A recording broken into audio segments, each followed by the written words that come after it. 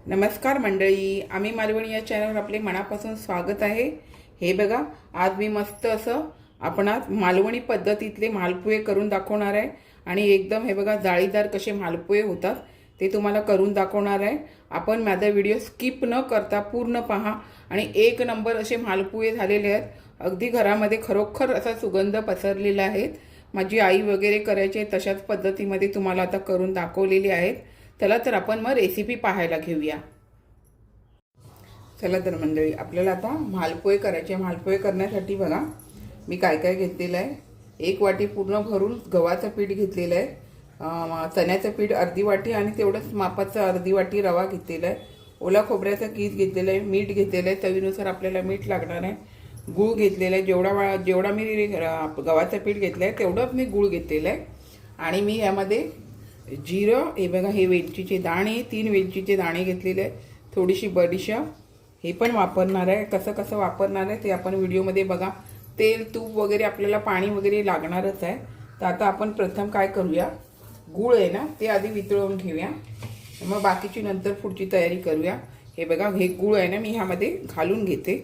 जेवढ्यात तेवढं गूळ घ्यायचं, म्हणजे कसं माहिती आहे छान होणार, कारण आपण रवा आणि हे पण वापरतोय ना, त्याच्यामुळे मी जेवढ्यात तेवढं गव्हाचं पीठ जेवढं आहे तेवढं गूळ घेतलेलं आहे। तर ते ह्यामध्ये मी कोमट किंवा गरम पाणी घालून आपल्याला हे करायचं, तर मी गरम पाणी घालून गूळ उतरवून घेते। हे बघा ह्यामध्ये मी हे गरम पाणी घालते, थोडं घालूया आणि आपल्याला हे गूळ वितळवून घ्यायचं आहे। आता हे मी गूळ वितळवून घेते, मग नंतर आपण पुढची प्रक्रिया करूया। पहिले आता हे गूळ सर्व गरम पाण्यामुळे कसं माहिती आहे, हे गूळ जरा माझं हे लवकर वितळलं जाणार, त्याच्यामुळे हे आधी गूळ वितळवून घेऊया आपण। हे बघा मी गूळ वितळवून घेतलं आणि आता दुसऱ्या पातेल्यात काढून आपल्याला हे गाळून घ्यायचं आहे। हे बघा थोडेफार खडे असतील ते नंतर आपण चेपून घेऊ शकतो, नाहीतर मग नाही घेतले तरी चालून जातं। दगडी वगैरे असतील तर ते निघून जातील। हे बघा अशा प्रकारे आपण जरा करून घेऊया आणि मग पुढची प्रक्रिया करूया।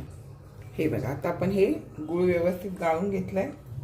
आता हा अर्धा वाटी रवा आहे तो घालून घेऊया। रवा कसं पाणी शोषून घेतं, त्याच्यामुळे रवा मी बारीक रवा घेतला आहे। जाड रवा घेतला तर जास्त अजून पाणी लागतं, त्याच्यामुळे थोडा बारीक रवा घ्या। आणि आपल्याला ह्यामध्ये घालायचं आहे हे गव्हाचं पीठ, मस्त असं होणार आहे। हे बघा आता आपल्याला हे एकजीव करायचं आहे। आपल्याला यामध्ये जास्त पाणी वापरायचं नाही आहे। आता आपल्याला केळं खोबरं हे पण यामध्ये वापरायचं आहे। त्याच्या आधी मी हे सर्व असं एकजीव करून घेते, जेणेकरून व्यवस्थित ते एकजीव होईल। हे बघा आपण असं एकजीव करतोय तरी हे घट्ट आहे, आपल्याला ह्यामध्ये पाणी घातलं नाही, कारण आता पुढचं सर्व घालून आपल्याला ते व्यवस्थित बॅटर आपलं तयार होणार। तर आपल्या आता पुढचं सर्व तयारी करूया।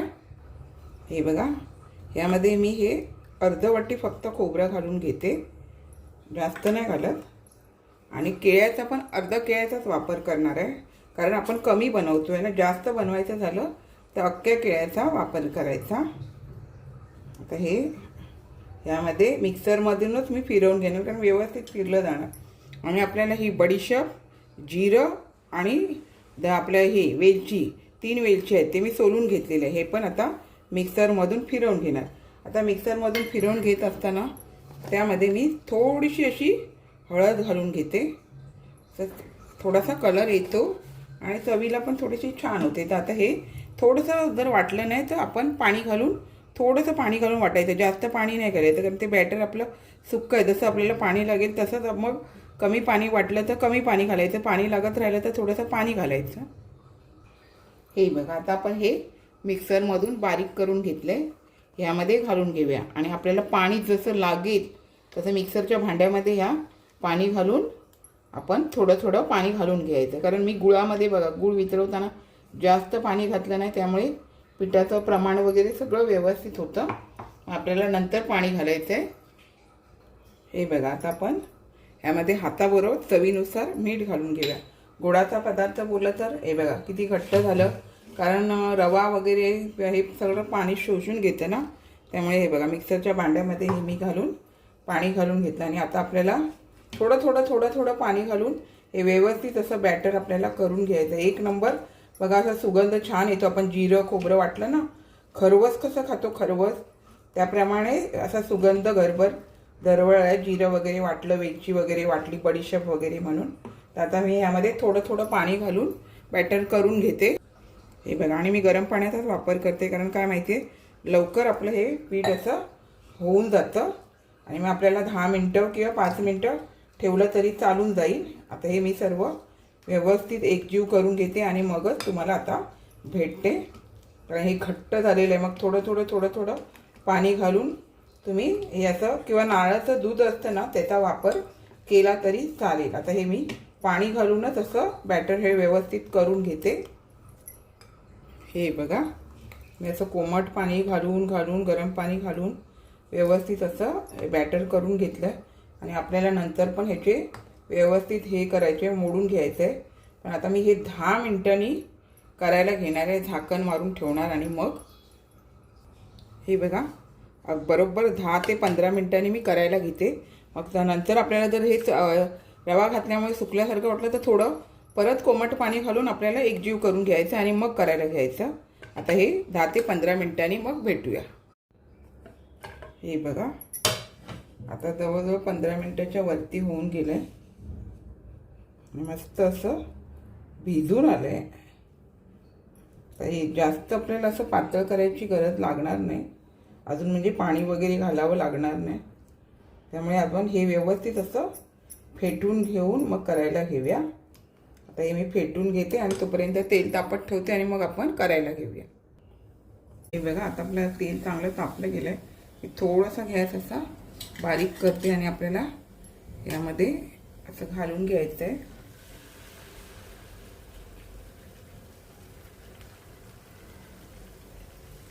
आता यामध्ये मी 2च घालून घेते, नाही तर 4 घालता येतात. आता थोडे मोठे केले त्यामुळे 2 घालून घेते, नाही तर छोटे केले तर आपल्याला असं 4 पण घालता आले असते. आणि मी स्लो आणि फास्टच्या मध्ये जरासा गॅस असा करून घेते, आणि व्यवस्थित ते भाजले जाणार. अशा प्रकारचे मला खूप आवडतात. आमची आई करायची, टिफिनला पण द्यायची मला, किंवा आदल्या दिवशी रात्री केलेले उरले ना का दुसऱ्या दिवशी टिफिनला न्यायला भेटायचे. तुम्ही भिड्याच्या तव्यावर केलात तरी चालेल किंवा निर्लेप तव्यावर केलात तरी चालेल.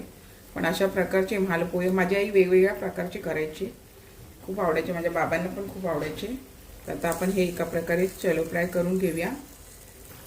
हे बघा, असं तुम्ही 10-15 मिनटं ठेवलं ना तर याला जाळी पडून राहते. घाई करायची नाही बनवायला. हे बघा किती मस्त होतात आणि खायला पण खूप छान लागतात. तर कधी आपण आता बनवतो खातो असं वाटतं आपल्याला. मस्त जसे लुसलुशीत होतात. आणि स्लो आणि फास्टच्या मध्येच ठेवायचा गॅस. एकदा तेल तापल्याच्या नंतर आणि थोडंसं तूप घाला तुम्ही तेलामध्ये, छान अशी चव येते अजून. हे बघा, आता आपली दुसरी बाजू पण झालेली आहे. ते बघा, आपण आता हे काढून घेऊया. मस्त नरम लुसलुशीत झालेली आहे. हे बघा, आणि तेल निथळण्यासाठी हे मी असं जाळीवर काढून घेते. हे वांग फ्रायची जाळी आहे त्यावरती, जेणेकरून तेल व्यवस्थित अजून निथळलं जातं. आता मी अजून दाखवते. हे बघा, अजून दाखवते. मस्त पीठ आलंय. आणि अशा प्रकारे मी दाखवले त्या प्रकारे एकदा खोबरं केळं वगैरे घालून करून बघा. सणासुदीला पण ते छान होतात. आणि आपल्याला वाटलं तर हे बघा, गरम तेल तुम्ही असं यावरती घातलं, जसं तुम्ही अनारसे करतात ना त्या प्रकारे गरम तेल यावरती घातलं ना तर अजून छान होतात. आता मी हे जास्त तेल घातलेलं नाही आहे, कारण आपण थोडेसे करतोय ना, त्याच्यामुळे कमी तेलामध्ये करते. मस्त होतात बघा, दिसतात आहे ना तुम्हाला. हे बघा, एक बाजू झाली तर वाटलं का आपण पलटी करून घ्या. बघा किती छान अशी जाळी पडते. मी अजिबात ह्यामध्ये खाण्याचा सोडा वगैरे काही वापरलेला नाही आहे. मस्त पीठ फेटून घेतलं आणि आपल्याला फक्त 15 मिनटं हे पीठ येऊ दिलं, त्यामुळे व्यवस्थित अशी आपल्या मालपोह्याला जाळी पडते.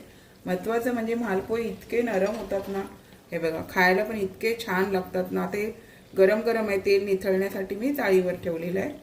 आता अशाच प्रकारे आता मी बाकीचे पण सर्व करून घेते. हे बघा, अशाच प्रकारे आपण हे पण आता मस्त असं तेल निथळायसाठी डाळीवरच ह्या काढून घ्यायचे, जेणेकरून व्यवस्थित असं तेल निथळलं जातं. एवढे नरम आहेत ना, एवढे नरम, मस्त केळी घातल्यामुळे एवढे नरम होतात ना. हे बघा, आता दुसरे पण मी घालून घेतलेले आहे. आणि मी तुम्हाला सांगते, गॅसची आग अजिबात फास्ट करायची नाही, स्लो आणि फास्टच्या मध्येच आहे. आणि असं थोडं थोडंसं तुम्ही तेल यावरती घालून घेतलं तरी मस्त असं होऊन जातं. हे बघा, अशा प्रकारे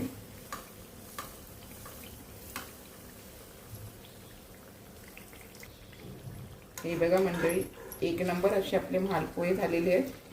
आता मी हे अशा प्रकारे सर्व काढून घेते आणि मग तुम्हाला भेटते. हे बघा, डाळीदार अशा प्रकारे मी एवढ्या साहित्य पण तुम्हाला लिहून देईन. एवढ्या साहित्यामध्ये तुम्ही करून बघा. एखादा सण असेल किंवा काय असेल, मार्गशीर्षचा गुरुवार असेल, त्यावेळेला पण गोड मालपोहे करा. माझी आई गुरुवारचे मार्गशीर्ष महिन्यामधले पण गुळाचे असे मालपोहे करायचे, एक नंबर लागायचे. आपण पण नक्की करा. आता हे मी अशी हे जे काढलेले आहेत तसेच आता बाकीचे पण सर्व काढून घेते. हे बघा, आता अशा प्रकारे मी हे सर्व मालपोहे काढून घेतलेले आहेत. आपण पण नक्की अशा प्रकारे मालपोहे करा. आता हे शेवटचे आहेत, आता मी तुम्हाला नंतर दाखवते कसे झालेत ते. हे बघा मंडळी, छान असे आपले मालपोहे तयार झालेले आहेत. आता हे मला टिश्यू पेपरवर ठेवायचे, जेणेकरून असलेलं जे तेल आहे ना ते पण निघून जातं. मी आता हे ह्याच्यावरती जाळीवरती ठेवलेले आहेत. हे बघा किती मस्त होतात. आपण पण नक्की अशा प्रकारे करा. मस्तच असे आपले मालपोहे झालेले आहेत. हे बघा मंडळी, मस्त असे मी आपणास गोड गुळाचा वापर करून छान असे मालपोहे करून दाखवलेले आहेत. अशाच नवनवीन रेसिपी किंवा इतर व्हिडिओसहित मी आपणास कायम भेटतच असते. आपण माझ्या चॅनलला लाईक, शेअर, सबस्क्राईब, हाईप करायला विसरू नका. चला तर आता इथेच थांबते. मस्त खा आणि स्वस्थ राहा. आपण माझे व्हिडिओ पूर्ण पाहता त्याबद्दल मनापासून खूप खूप धन्यवाद.